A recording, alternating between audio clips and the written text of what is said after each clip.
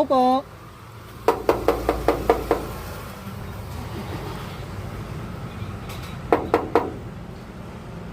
Tao po.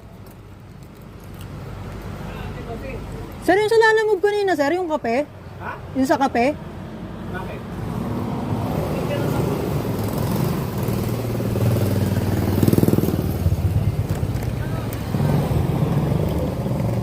Sir, mag-iisang oras ako dun, hindi sumasagot. Pinagtanong-tanong ko na, dalawang ikot na ako, sir.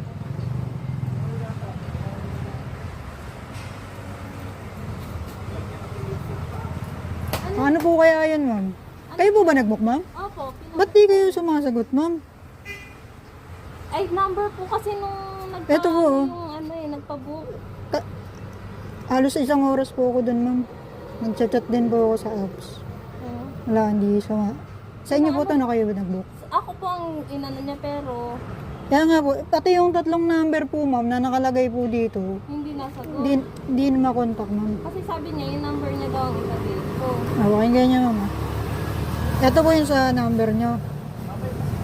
Naiyak na ako dun, ma'am, eh. Tanong-tanong na ako sa mga tao, alam mo na. Ito umaasa. Wala po, ma'am. Ito po yung sa number niyo. Hindi sa akin yun. Ay, ito, yan. Tapos ito po yung dito kay Sir Boy. Oo. Hindi rin makontak, ma'am. Hindi ko na. Ayan din. Tapos ito yung sa may drop off, ma'am.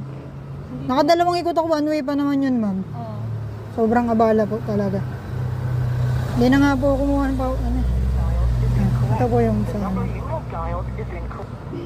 Tapos nakailang, Nag-message ko sa kanya. yan, ma'am, ang dami, ma'am.